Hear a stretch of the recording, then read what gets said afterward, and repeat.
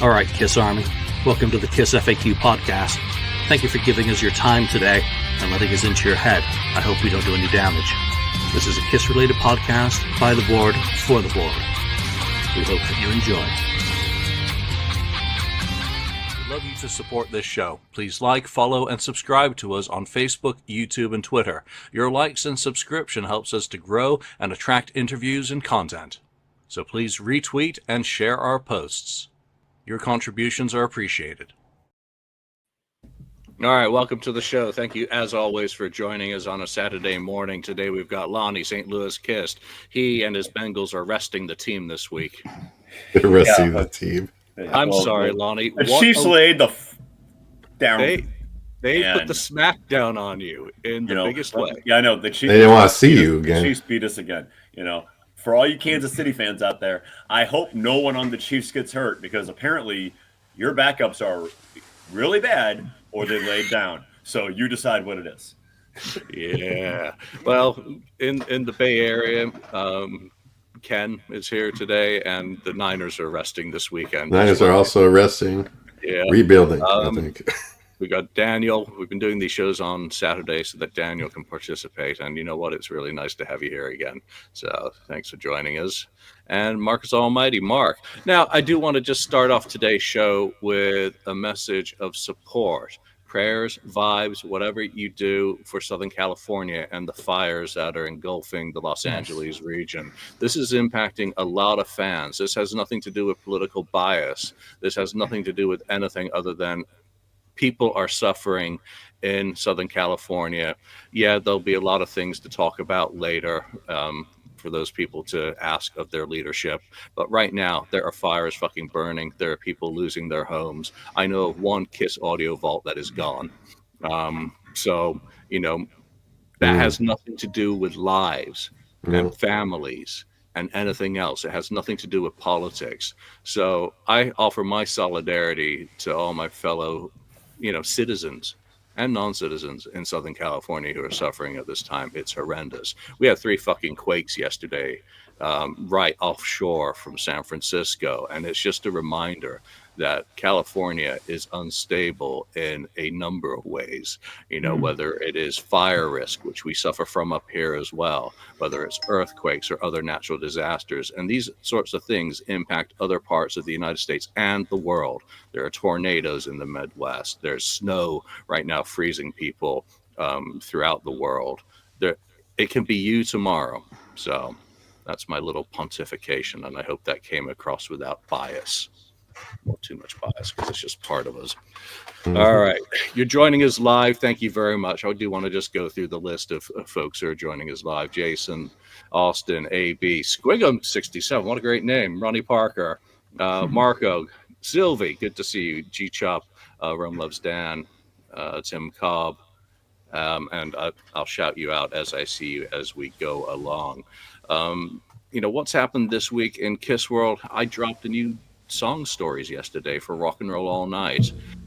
Season 4 does not have a schedule. I've tried it weekly. I've tried it kind of daily, and it hasn't really worked. So I'm going to put these ones out whenever I freaking get around to it.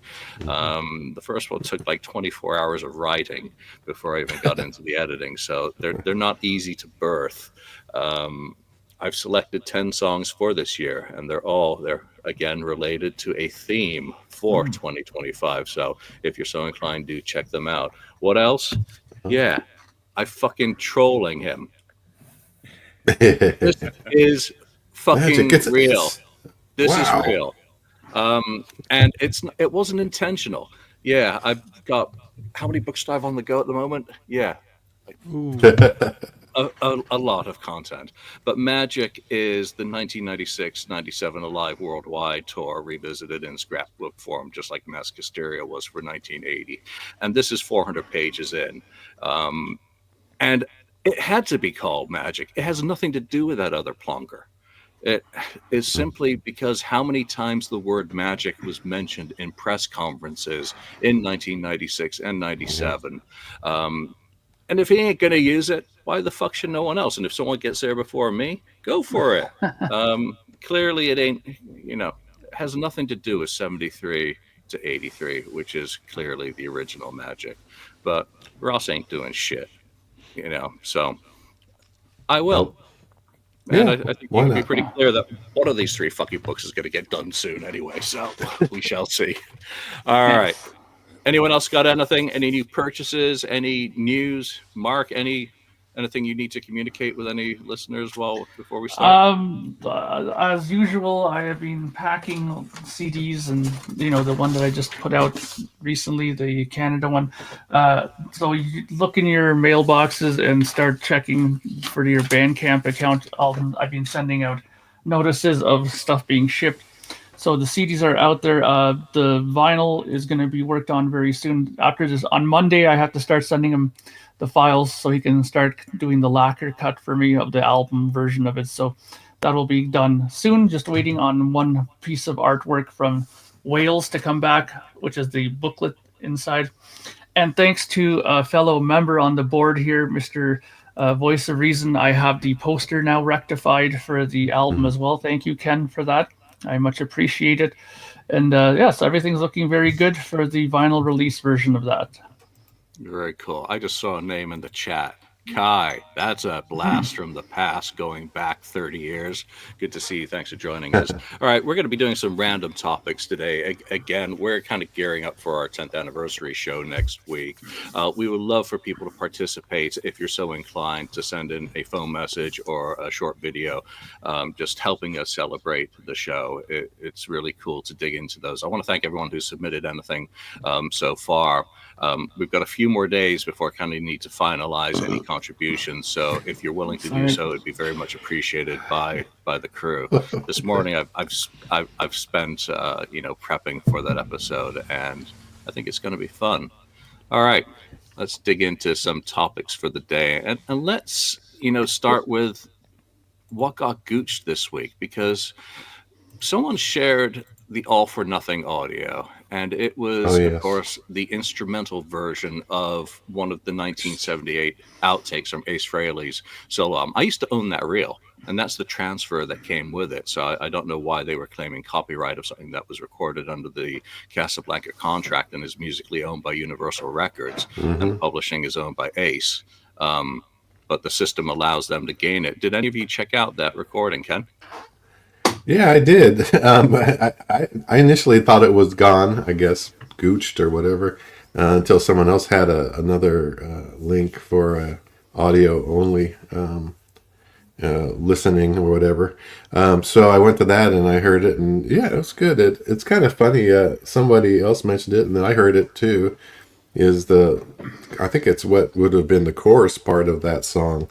Sound is very, the Elton John, the bitch is back kind of sound or rhythm, or so I thought I heard the same thing in it, but yeah, it sounded like a cool tune that it probably was, would have been a great song had it put on his album, but I guess maybe it didn't fit right with the other material, but I'd like him to revisit that maybe on a future album, or his next one that's not covers, and try to finish that off and put that out. So because it sounded good, it just needed that the recorded vocals, which was probably done on already done too. But I enjoyed it. I enjoyed the sound of it. So I think it was cool to hear something different. Yeah, Titania Bell, there's Spotlights and Lonely Nights from Peter Criss's solo album, which is fantastic. I want to hear a pristine copy of that from the Universal Vault, not from cassettes or crap like that. And there's a really shitty quality version of that circulating for years. There's a really shitty quality version of Ace's All for Nothing with the vocals that circulates. Their uncirculated are the completed version with vocals, and I think some lead work, which did make it onto reference reels in July 78 for Ace. Paul, of course, you have the alternative takes for his stuff. I don't think there are any outtakes. I'm not sure on that. And then, of course, Gene, you could pretty much take anything from the 70s and call that an outtake to a solo album. Lonnie, do you get a chance to check that out this week? I did. It was different. It was good. I enjoyed it. It was a fun little riff. It'd be neat. I agree with Ken if he would go back and revisit some of that stuff to kind of finish that on a project in the future. But no, it was. You can kind of listen to it. I kind of agree with Ken. You can kind of listen to it and kind of see why maybe it didn't make it on the solo album. It is a little bit different than the material that is on there, but maybe it's because it's a little raw and it's a little underproduced as well. So it was good. It was a fun listen. I enjoyed it. Yeah, very difficult to get a full feel for it just off a raw instrumental track. Mm-hmm. The Reel had 2 takes of it and instrumental for, I think it was I'm in Need of Love as well. Mark, you checked it out or not? No, I did not get around to it. When I did go to it, it says video unavailable. I even went there now, and it says that there's video unavailable, unless I'm looking at the wrong thing again. But no, I have not heard it. So Striked down. Daniel, how about you? Yeah, I heard it. I think it was a fun little thing. But what boggles the mind is this guy Kurt Gooch. Talk about a fall from grace. You know, I remember first coming across his name when I got that Kiss Alive Forever book, which was one of my top 3 books at the time, I guess, when it comes to Kiss books. And from then till now, the fall from grace. I actually did sort of a questionnaire that I had on one of my YouTube pages where I asked the fans who is the most hated fan in Kiss fandom, and I just had 2 options. One was Kurt Gooch, and one was Ross Radley, the guy who wrote Magic. Or did not write Magic. He didn't write Magic. No, That's true. Yeah. So I'm just wondering, how do you think do you think the result came out? You know, how many % of the votes do you think Ross Radley got, and how many do you think Kurt Gooch got? There were hundreds of fans voting. So, Mark, what do you say? Who do you think won, Ross or probably Kurt? Yeah, Kurt won. Actually, by a wide margin, 77% of these hundreds of Kiss fans, they voted for Kurt Gooch. And I've been Gooched myself quite a few times. You know, he's taken down some of my material as well. So I agree with these guys. I think Kurt Gooch is probably the most hated Kiss fan in the Kiss army, if he still feels like he's part of it. Because if you think about it, I mean, Kurt, you know, let's put it this way: Ross is being, you know, they're breaking his balls because of the book, but Kurt has been constantly doing stuff. Every single video that comes out, he's trying to get his hand on it or doing something with it. So of course, people are going to hate that because people love those videos and they want to see them, right? Yeah. The last I heard, he was still kind of doing the same playbook to try and weasel material out of people, presenting himself as working on a documentary. Now, some of the video that he does issue takedowns for, he certainly does control the rights for.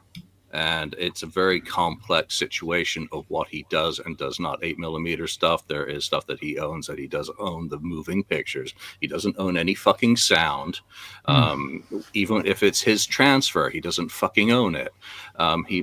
If he's trying to say that he owns that transfer, that's getting into legal shit that I just don't want to even give a shit about, because that's just, okay, well, I make a copy of your copy of your copy. I own the copyright for that copy of the copy of the copy. No, fucking Universal owns the goddamn music, and someone owns the publishing. And the mechanical's a different matter as well. So keep it simple. I'm not spending the money in the courts to fucking fight it out with him, because I sold that goddamn 7-inch reel with All for Nothing on. Let's talk about the other one that it hasn't dropped. I bought this from him years ago. Do You Want to Touch Me Now, the 1992 or 91 outtake written by Dave the Snake Sabo and Paul Stanley for the Revenge album. This one sounds fantastic, but once again, it sounds like something that doesn't fit thematically with the overall feel of the rest of Revenge. Lonnie, got to start with you. Yeah, I had wanted to hear that for a long time, and I think you played it for me for the first time. I think when we were in Nashville. Yep. I think that was the first time I had ever heard it. I have my own copy now, but at the first time I heard it, I was really, you took me back to where you're saying, I was really excited to hear it, just because it's, you know, it's Revenge material. It's like, wow, this this is going to be great. And while you can hear it, and while you listen to it, you can kind of hear where the refrain is, where the "Do you want to touch me now" would be in the refrain, and that, and it's different, and it's good. I enjoy it, but it's very different than. It doesn't have the same feel and like rawness of the other Revenge material. It would have stuck out, but maybe not like a sore thumb, but it just would have been a turn in the album where I really appreciate that Revenge has a certain feel to it. Even though it does have the ballad in there and God Gave Rock and Roll to You, I think it still is very cohesive in how it sounds. And I don't know if Do You Want to Touch Me Now would have really been a good fit, and you can kind of see why the decision was made to abandon it when they did. But I do enjoy it though, because of the simple fact I love that lineup more than any other. Well, other than the original, of course. First time I heard "Do You Want to Touch Me Now," I immediately had visions of Paul Stanley in his chainmail halter top. Oh my god! Because the leftover off of Smashes, Thrashes, and Hits. Well, it's really hard to judge as a bed track with no lead, because Bruce could put some rude, sick, aggressive lead guitar on that and completely change its character. Sure. Daniel, do you want to touch me now? And that's not a question. I remember the first time I heard it was also Julian played it for me, I guess. but he played it over the the show, and before a show or after a show, because after the show we can talk about whatever and we don't have to mind what people say. And one of those times he played me that track, and I think it was awesome. I get what you're saying. It kind of resembles the Hot in the Shade material a bit more than the rest of the stuff on Revenge. However, I'd like to see a finished copy of that one, because I think it has a great drive, and I love hearing Eric Singer counting off the 1, 2, 3, 4 in the beginning, and then they go for it. A fast song, cool song. It's kind of mind-boggling that it went that far, because Paul Stanley at this point, he never did anything without finishing it almost. The other one I can think of is Body and Soul for Psycho Circus, which went so far so that they also added vocals to that one. But other than that, there's not a lot of tracks from the 90s from Paul Stanley that weren't finished. So I think it's a sort of a gem, and it's been widespread by now, but for a long time it was very hard to find. Mm-hmm. I'd love to hear the one that he did with Janny Lane, which is the other one from the period. Ken, your thoughts on it? Yeah, I haven't heard it recently, but I did hear it for the first time when Julian. we were on our way to the LA Kiss convention for with Peter Criss, and he played it in the car, and that was. It's a cool little song, but yeah, it's kind of unfinished. You can't tell what it's gonna turn out to be. It sounds like it has something there, but it's okay. I'm kind of with Lonnie. It doesn't sound revenge-ish so much as the other material, so maybe that's why it was left off. All right, Mark. Actually, that I did hear. And I was it from Julian? Yeah, actually, it was probably from Julian.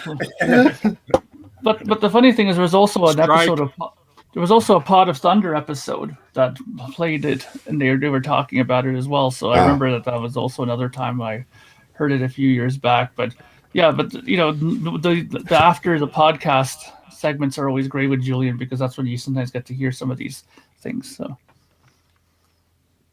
okay. If you say so. I have no recollection of this event. No, that's cool. Kai, thanks for reminding us about that one. Yeah, it's been out for a while. I mean, I can't remember when I first got it. It's years ago, but it was during the rounds on kind of the underground scene. But what strikes me with that is you've got basically a full bed track. And there are other ones. There are Lick It Up songs, incomplete in the same state. There's some from Animalize. There's bits from Asylum. There's Crazy Nights. There's stuff from the unoriginal era, for want of a better term. that could have been finished as an album, like Van Halen did with A Different Kind of Truth, and that just bums me out that that never happened and never will happen now.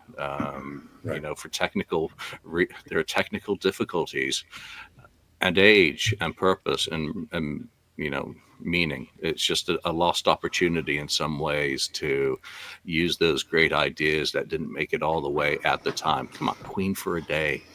Yeah, that's a good one. You know what though? You never know. It still might get used. Don't forget about the 2.0 with Evan and Nick there. They could probably fire up those songs. AI. There you go. The new version of Kiss, which I told you years back will happen. You can see from that video. Don't count it out completely. Or it's a new version of Simon and Garfunkel. That's it. Right. Yes. No, I don't want AI faking it. You know, I don't mind AI being used as a tool to clean up audio, which can then be completed. There's a difference in honesty between the two paradigms. All right, let's get back into some of the other topics. And this is a leftover from last week, and this is going straight back to Mr. Lonnie. Is Alive 3 a bad album? No, Alive 3 is not a bad album.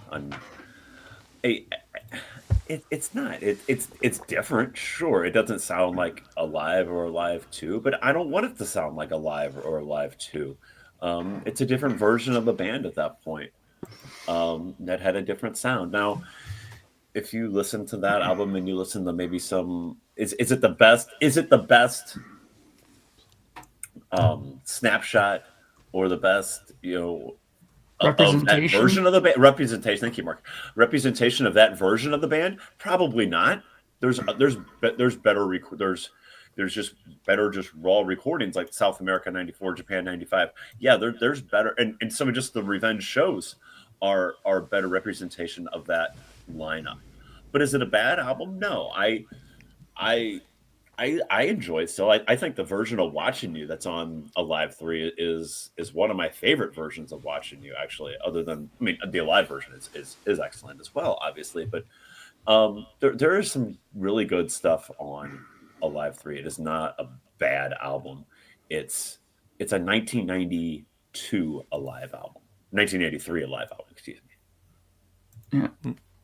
Yeah, I didn't mention Rock and Roll All Night from Alive 3 on the song story, but I did have it in the background. Mark, is it a bad album?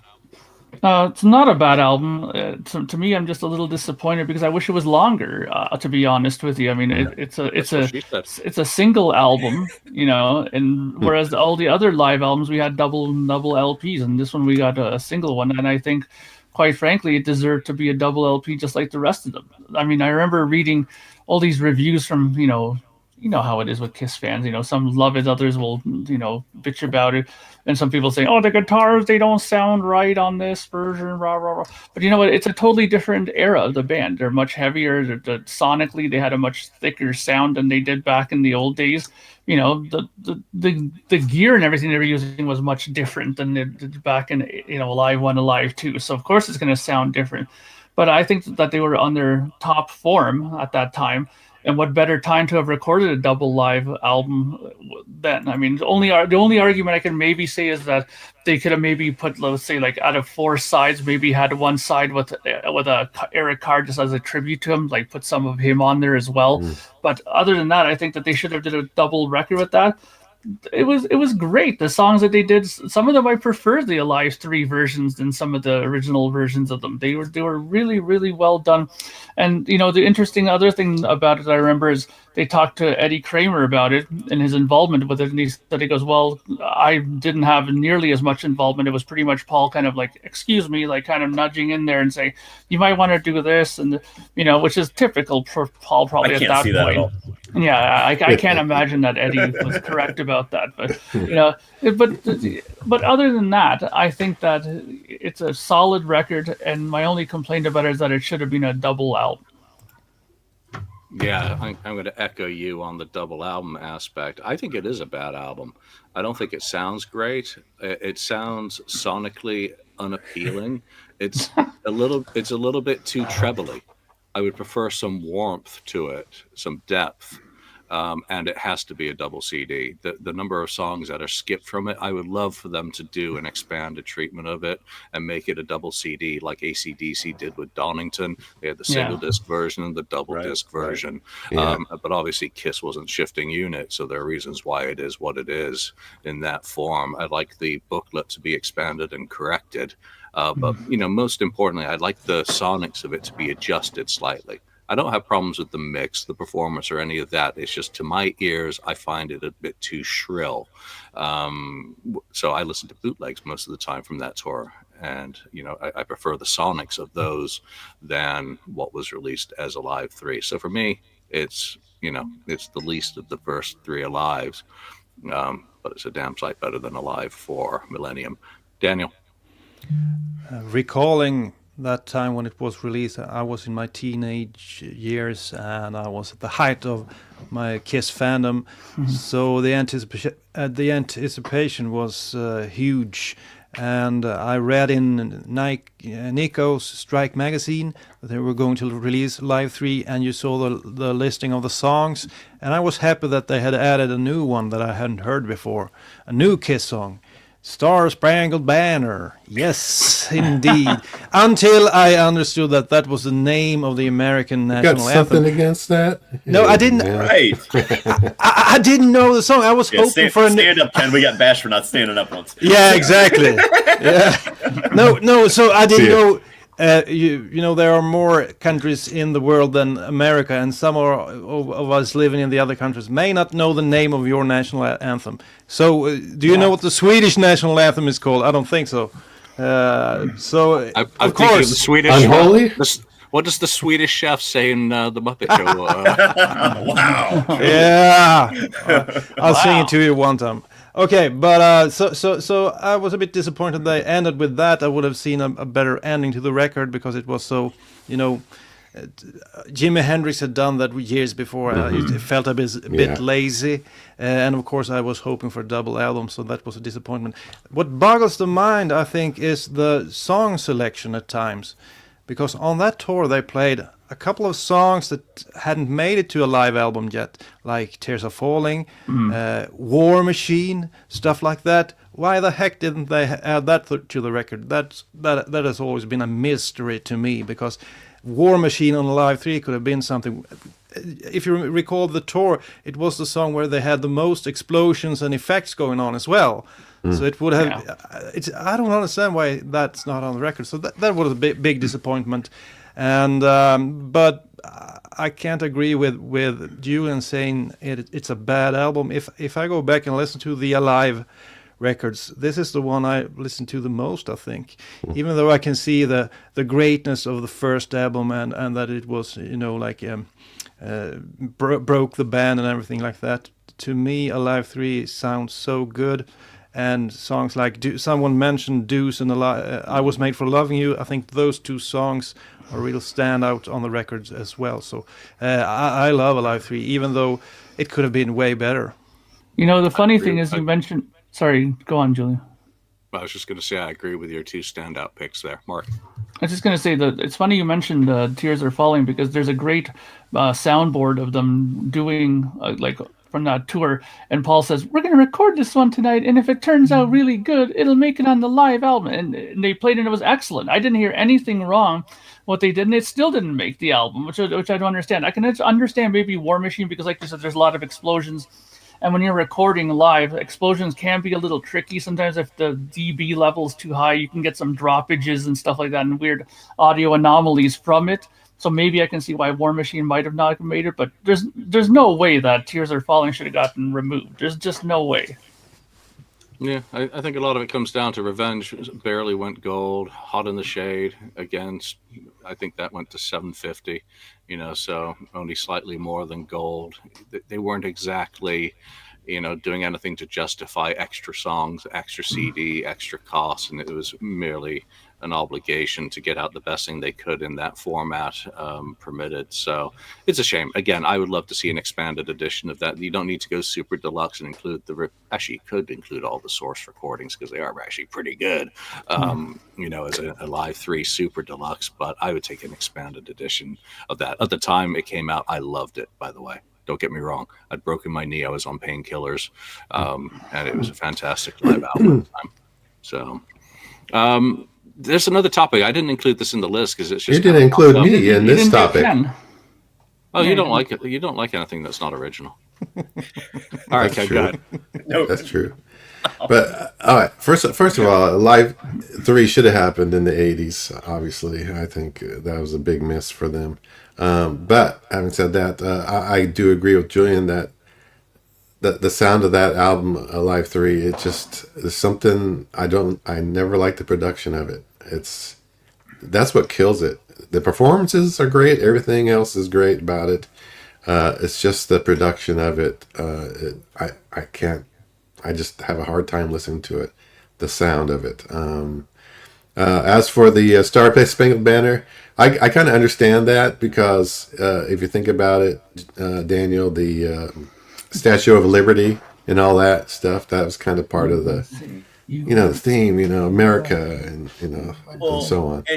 And Desert Storm had just gone on too. That's true. Most Americans were very patriotic at the time, and rallying behind what was going on in the Middle East. I think that America had a surge of patriotism at the time, and that's why the Statue of Liberty in the background, ending with the Star Spangled Banner. I think it's very different from today. I think more people who lived in this country were more proud to be Americans in 1992. Then maybe we weren't as divided as we are today. How about that?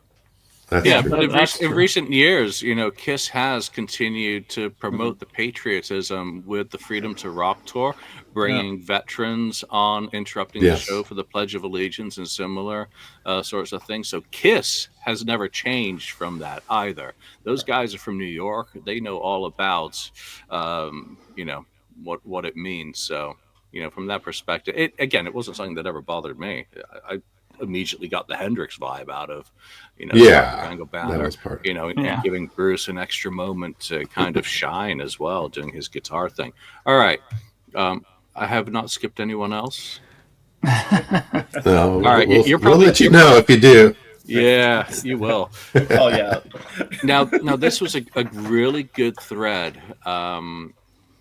And it reminded me of something that I had seen previously, and it was Peter Criss Sucks. Try playing his most famous beat. Now, this is The Art of Guitar, and they are an instructional music channel on YouTube where you can waste hundreds of hours of your time watching through their lessons. They're like Drumeo. There's also Rick Beato, who does a lot of that sort of stuff as well, and you just get sucked into this. Now, what he does is he digs into the drum solo part of 100,000 Years and breaks it down technically for how he thought it was played to how it actually is played. And it was a very cool bit of video. And that ties directly into the topic, which is the little things that you enjoy in Kiss's music. And that totally is one of the sorts of elements that I love, that I hear in a Kiss performance, whether it's like a ghost note being performed or the phaser effect being added on top of the drums as the solo. One of my top favorite moments in a Kiss song is actually the drum roll intro to Shock Me, which I think is a Motown beat. The Motown roll, I think is what it's called. But that's one of my top moments in a Kiss song musically. What are some of the moments in Kiss songs that stand out to you that you can immediately pick and, whether it's a phrase, whether it's a riff, whether it's a vocal effect? Mark? Well, there's a few things. Back in the day when I started getting into Kiss, I used to love that phaser effect that they put on Ace's solo for calling Dr. Love, and even like some of the other ones, like within the record, whenever he do a little line, they'd add like a little phaser on there, and it sounds, those kind of sounds really caught the ear. Or when you'd hear like Peter Criss doing like that, like a big drum roll, like which is what kind of rare that he would do like a big across the whole kit tom roll, like at the end of Making Love there. Right? So it's stuff like that I always found very ear candy-ish. And early on the records, there wasn't too many of them, mainly because it was just a matter of get in, record, and get the music out and tour. But as they went on later on with Destroyer and with Rock and Roll Over and Love Gun and stuff like that, they started focusing more on the actual production and sonics of it. And those things are, whether I like them or not, they're important to it. Like, for example, like the congos, the conga drums and stuff like that on Love Gun for what song is that, Ken? It's one of your favorite Gene songs. Almost Human? Yeah. Almost Human? Yeah. So like that kind of stuff, whether I may not like it, but when you listen to it on headphones, it definitely it sticks out, and it adds that sort of, ear candy that they were probably looking for at that time for it, right? But those are the kind of things that I think are interesting that stick out on those kind of things. Even like if you listen to like the way they EQ'd and panned and mixed the guitars for War Machine, like when you listen to it on headphones, it's really like stereo spectrums. It's like, wow, like it sounds really gigantic. It's like there's no way that's two guitars. It's got to be at least two guitars doubled at least. It's great. Yeah. Love him, leave him, Rodrigo. That's what I was talking about. Thank you, sir. And there's so many instances like that. But like I said, it mainly happened after 76, right? I mean, we all know how much stuff was done on Destroyers, all kinds of things added to it, walkie-talkie voices and all kinds of different added, instruments that were never appeared on a Kiss record up to that point. So those things are always fascinating from a production perspective, in my opinion. Yeah, some of the stuff called out in the thread are like, in calling Dr. Love, this is Mark St. Paul on the board. I like the way Kiss is enunciated in the line. The first step of a cure is a kiss.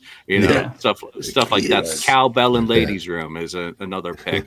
And then someone went very technical. The pinch harmonic on the third note of the outro solo of Black Diamond on Alive.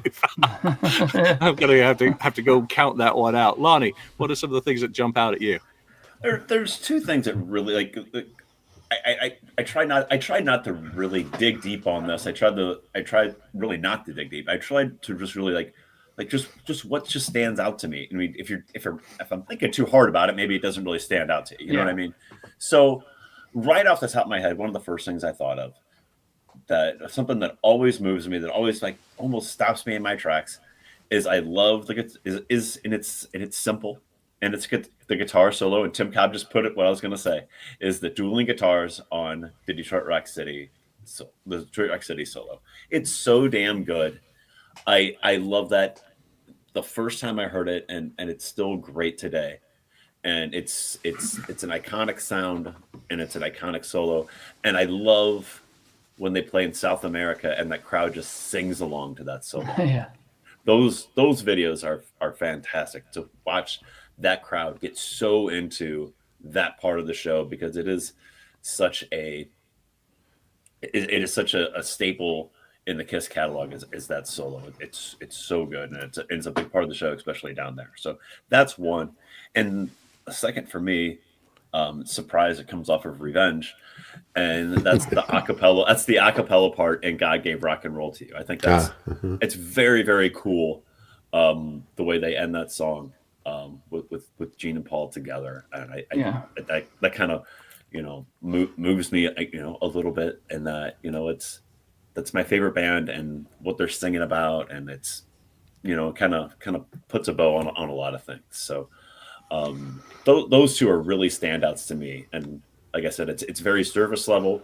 I didn't dig deep because it should be something, in my opinion, it should be something that stands out to you. It shouldn't be something I gotta really like, well, what do I really think? And it should be right off the top of my head, like, boom, these love it. Immediate. That's why I pulled this out of the hat without any warning. I want to get honest reactions, and I just want to add something to your South American audience. They sing the solo while bouncing. They're pogoing. True. You can watch that whole audience is just going, it's something to behold and not something I would want to participate in. Yeah. Very, very messy. It's great on my television. Yeah, great to watch from afar. Ken, what are some of the things that jump out at you? There's so many, but just like Lonnie's off the top of my head. And it's not the droning of the Black Diamond at the end of that's not one. But the other one, 100,000 Years, I always liked, how the bass leads in on the, kind of just a quick da-doom, and then da-doom, and then da-doom, da-doom, da-doom, I thought that's, the coolest things, to start off a song like that. Yeah. So that's one. Lonnie mentioned about the I think it was the harmonizing guitars in Detroit City, but I was when he said that it recalled me. What I recalled is from music from the Elder, Under the Rose, that guitar solo where they have a delayed, the guitar solo with the delay of the same guitar solo, and man, that's it was a great idea, and it just works so perfectly. I'd love that. And there's I can think about some other ones, but there's so many things like the drumming, even just the drumming of Peter Criss on Shock Me. I just stands out to me. So in front, I love it. So yeah, there are so many things in Kiss songs that I enjoy. I could just put on a Kiss song and I was like, oh yeah, I love that part of it. It's so great, that sort of thing. There's so many that it's hard to pick any, favorites other than, a few that I just picked. You went to the Elder and you didn't go for the snapping section of I. I'm very disappointed. Yeah, that's a forgettable section. Maybe if they would have had a guitar solo there, it would have worked. But yeah. Yeah, there's lots of little elements buried within the Kiss Sonic catalog. Daniel, what are some of the ones that immediately come to mind for you?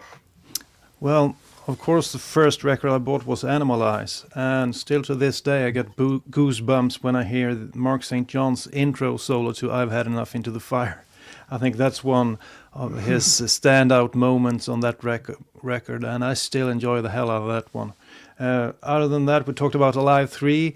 I think the first time I heard that one, I was so shocked and surprised and overwhelmed by Eric Singer's drumming on that album. I think he brought something to especially the older songs that kind of updated them, and they felt cool on the same level, like on the same level as Metallica or Megadeth or the current bands at the time.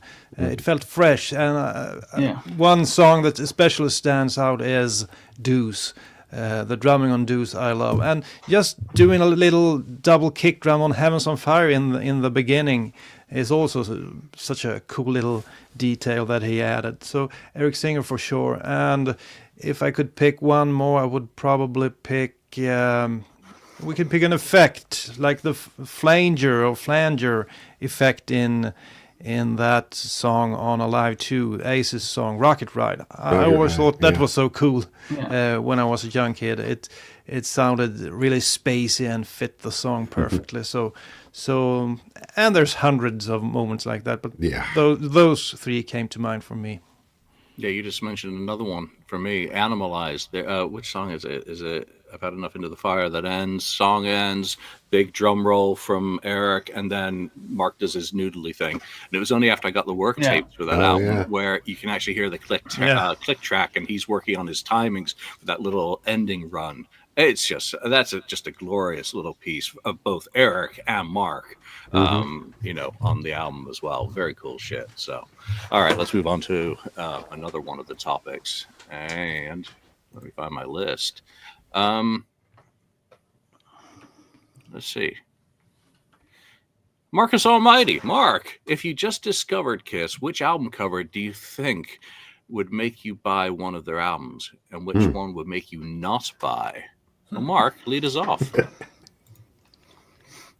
Yeah, I thought about this because, one of the things that we have a disadvantage of is being such long-time Kiss fans that, some of these covers, album covers that we see, we're so used to them. But I'm trying to think of the reaction, for example, of my nephew. He's only like 14, 15. He's just starting to get into guitar and stuff like that. And we went to the record store once and he came across Rock and Roll Over there. And he's like, hey, this is a pretty cool cover. Like he was taken by the cover of it when he saw it right away. And he doesn't know much about Kiss. Like he knows about the songs, but he doesn't have any of the records, right?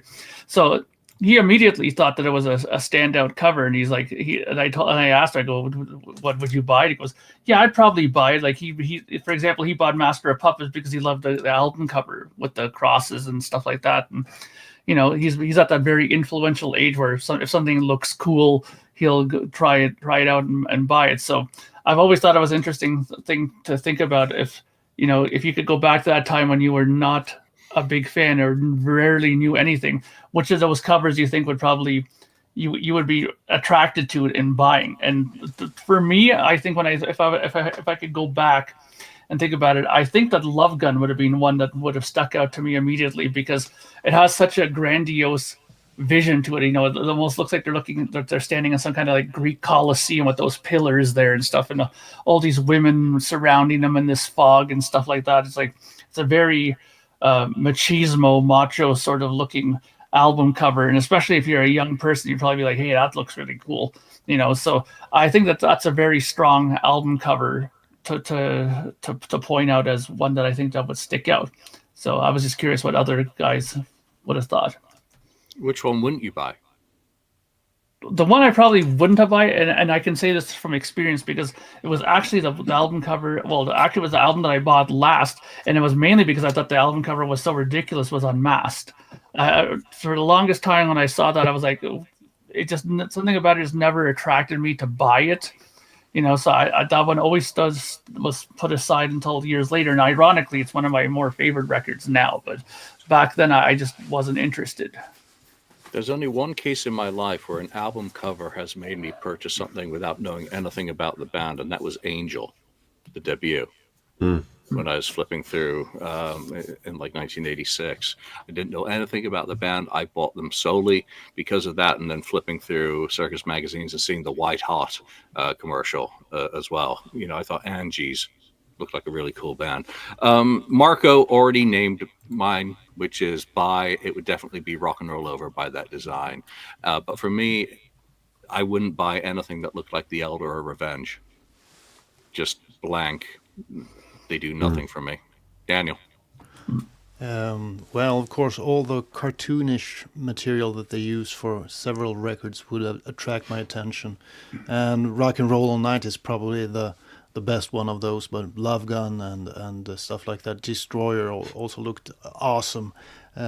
Worst covers that wouldn't attract my interest would, of course, be Hot in the Shade. I think that's an all-time worst record cover they ever did. And maybe that 3D version of Psycho Circus, I never got the hang of that. It was so strange. I would have been, wouldn't have done it for me. And The Elder, of course. Brown, boring door. No way. So those are my picks. I've left the comments taking shots at Amylize, because that kind of fits in terms of kind of lacking in terms of design element, but I'll just leave that there. It didn't stop you from buying it. Lonnie. I kind of, in a way, I kind of experienced that with buying that back catalog. I mean, I remember being at a music store just as a kid and looking at all the Kiss records that me and my brother didn't have. Like, oh, look at Rock and we had Destroyer and we had Love Gun and Creatures, and then like, oh, look at Rock and Roll Over. Look at this. Look at Alive. Oh my gosh, and as a young impressionable kid, the album cover is what attracts you. So I think Alive for me is such a great cover of seeing the band in costume in front with the stage going on behind them with the smoke and that I think is very appealing to me. I think that would really attract me it attracted me then, and it still attracts me now. I love that. I love that album cover of the band, and Ace's pose is so weird and different, but it's so cool at the same time. The way he's holding the guitar and that, it's fantastic. And and at the same time too, then on the flip side of it, that I'm going back as a teenager and buying these albums and that, and well, what albums do you buy last? Well, the albums that are less appealing just by looking at him. So, I think that the elder kind of is right up there. It's just it's a hand on a doorknob, and it doesn't do much for, I mean, I have Alive in my hand, or I have even Dress to Kill in my hand, or I have the elder. Well, I'm going to buy one of these, and I'll wait and pass on that just for the aesthetics simply. So, I think the elder is just it's just such a bad miss with the album cover, where they really could have done something with Eric Carr with his debut to kind of say, oh, there's the new member of Kiss on the front of the album cover. And, obviously we didn't do that. We had to wait for Creatures for that. Ken. You didn't miss me this time. Anyway, I'd say anything around that Destroyer, Rock and Roll Over, Love Gun, those are the ones. Even Alive 2, just for the Gene Simmons photo itself alone, is I thought was the coolest thing I've ever seen. When I first saw that, I thought, man, he looks so freaking evil on that picture. So that one, definitely, Love Gun, Rock and Roll Over, those are who stand out to me. It's hard to pick one. As for other ones that I never liked, I always think of Asylum when I just, it bugged the hell out of me when I went into the record store and saw that when it came out. I was like, what did they do here? Why did they do that? But and then otherwise, I think, you can talk about the Elder and stuff, but Carnival of Souls is like the laziest cover of them all. A blurry kind of weird. It's kind of like stretched, right? Out of proportion photo. It's like, what are you trying to show here? I mean, it doesn't make sense to show that kind of a picture to represent that album. It's just that was a bad one there. Zero budget. That's what they're trying to show. Take a better picture or something. Record label is not behind this product in any way, so we're just putting it out. Guess not.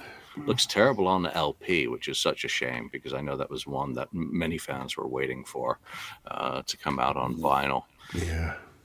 This is a topic that came up yesterday, and it's, if you're easily triggered, tune out now. No, actually, it's just stupid, actually. But The Truth About Peter Criss, 1978, and it's a long essay. It's way too long, didn't read. The person suggests that it's okay to bash Ace, Paul, and Gene with free abandon, but Peter Criss gets a pass on his solo album.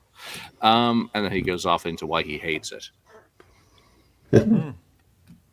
What is the truth of Peter's solo album for everyone here? Because when I first got Peter Criss's solo album, it was on cassette. I got it as a trade. Actually, no, I was given it by someone who didn't want it and just happened to have a copy. And I was given the original Casablanca cassette. And I took a little boom box into school. I'm trying to listen to it in my locker, listening to it. And I'm like, what the fuck is this? 14-year-old me did not compute when it came to Peter Criss's album. As I've become a little bit more knowledgeable, I think, about music, it's one I listen to a lot these days when I'm writing. I really get the vibe. I think it's a very honest solo album from all of the members. Just like Gene's was honestly eclectic. Peter's was honest to his roots, and indeed included some of his roots with the Lips material. So it's grown on me tremendously, but at 14, I did not get it at all. It was so unkiss-like in many parts. I didn't have any reference point. What about for you, Ken? As someone who probably got solo albums very close to them coming out, what was your truth about Peter Criss's solo album? Yeah, when I got Peter Criss's, it was kind of playing that. It was kind of a shock to a degree, because it really didn't rock at all, really,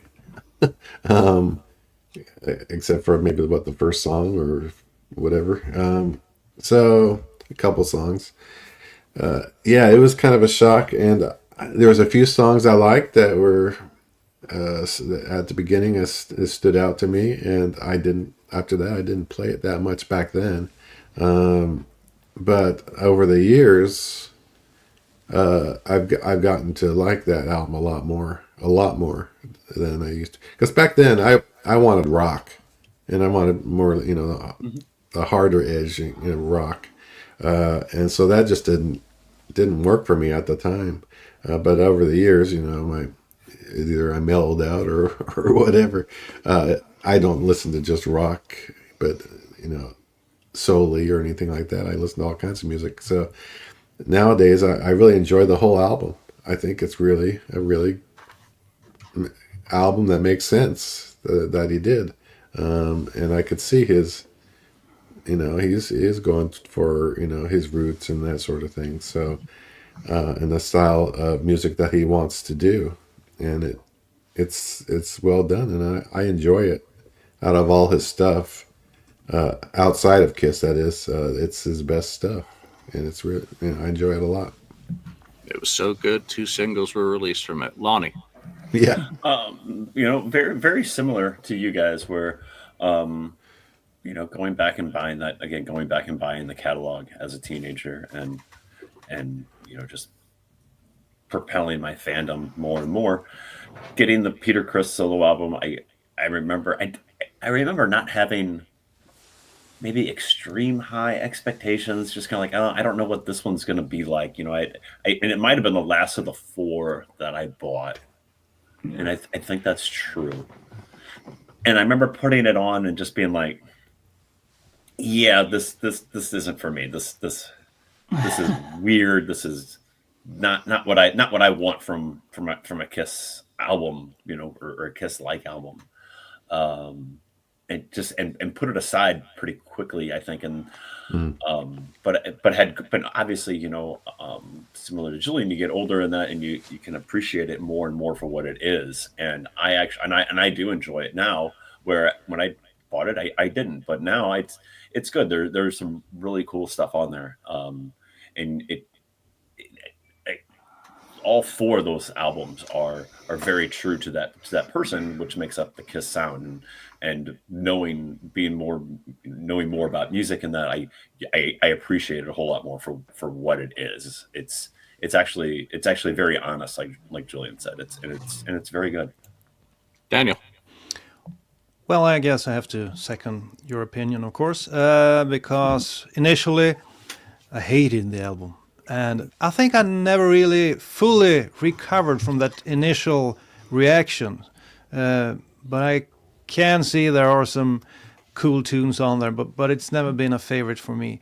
On the other hand, when I got a hold of his later solo albums, like Out of Control, I had a different, expectations. My expectations were quite different when I was approaching those albums. So an album like Out of Control, I enjoy to this day. I think that's a pretty cool album. It's sort of a story that goes through the whole album, and it's streamlined. It works, but it's just because I didn't hope for him to rock out. I had the solo album in mind, and I lost my train of thought there. What, you want to hear my favorite? Which one are you going to sing by myself, a cappella, right now? No. The best one that stays in your mind. You just have to hear it once, and then you'll never forget it. It's the "There's Nothing Better Than You." You know that one? There's nothing better than me. That's a fun song. And so, if you have the right expectations on Peter Criss's albums, I think they're pretty good. But if you expect it to be a rocker, you will be greatly disappointed.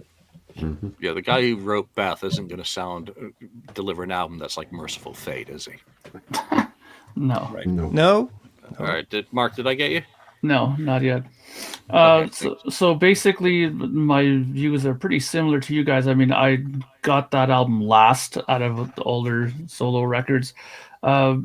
Didn't like it when I first heard it because, again, I was expecting or was hoping for more of a rock record and not so much of a R&B soul record. But in years later, after you become more experienced with music and knowledge of music overall, you realize that he was pretty true to his roots and true to what he loved and what he was influenced by, and it came out on his record. So I think that in that sense, it's a pretty honest album. And much like you, Julian, I think you were the one who mentioned this, that you found it a good record to do work while you're working, to listen to it.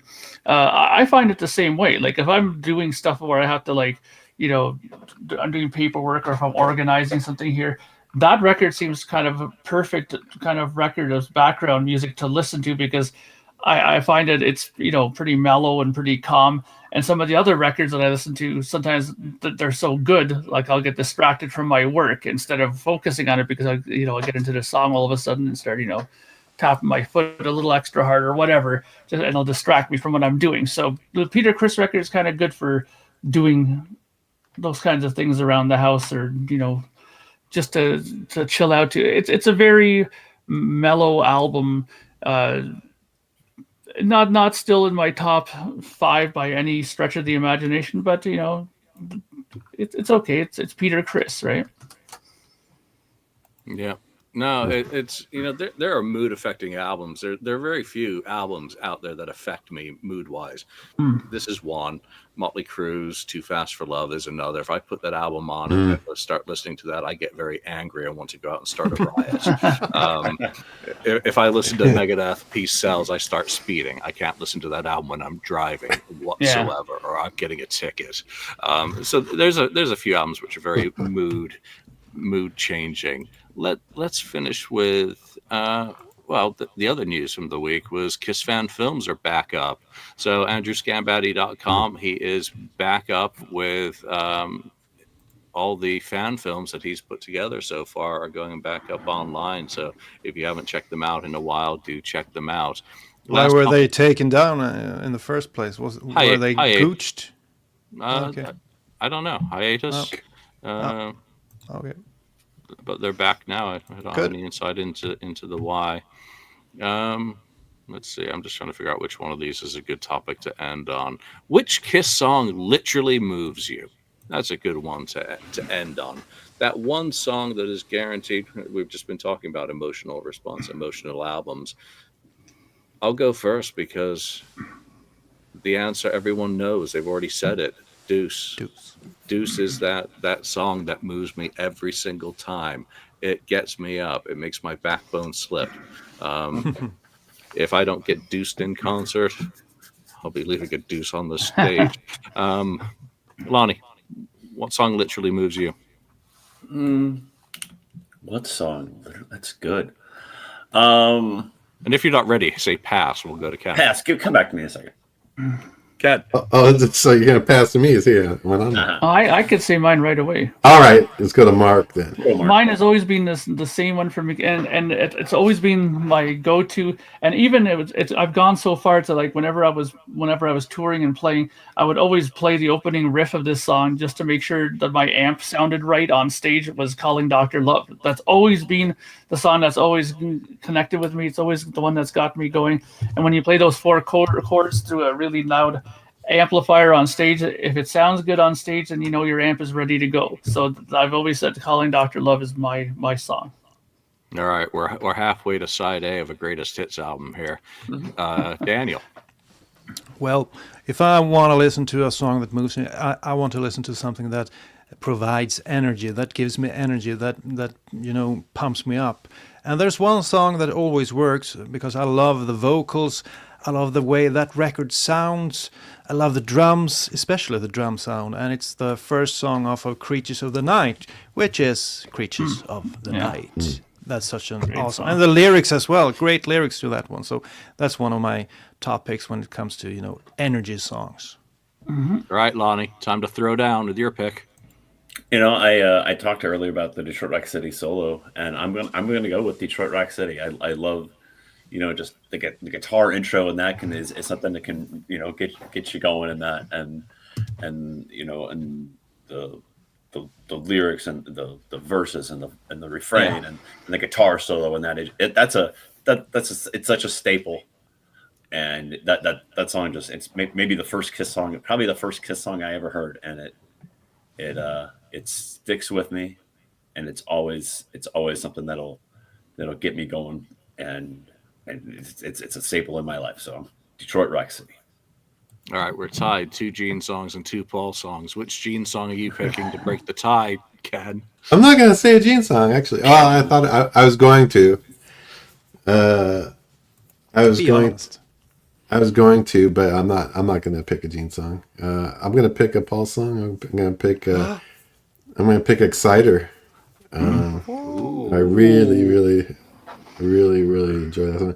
It's funny. I was going to say, Not for the Innocent. Not even a 70s song, man. Yeah, I wasn't even going to pick a 70s song. It was just, off the top of my head. I mean, there's so many. It's ridiculous how many songs you could say. Maybe it was like it comes on. I'm like, yeah, there's so many great songs. It's hard to pick. But for today, it's going to be Exciter. Nice. Well, there we are. That's the show this week. Next week, 9 a.m. What day is it going to be? It's going to be the 18th. We're going to celebrate our 10th anniversary. I got a lot of thinking to do about that episode in advance. And, I hope that everyone who's here today is able to join us for that. It should be an interesting show as we look back at 10 years of the KissFAQ podcast. But for now, go listen to some Kiss. Go listen to whatever makes you happy. But for now, from Lonnie, Ken, Daniel, and myself, thanks for joining us, and we shall see you next time. Thank you for spending time listening to the KissFAQ podcast today. All sales are final. There are no refunds. If you'd like, look us up on Facebook or come over to the KissFAQ message board and discuss the topic we've broadcast today.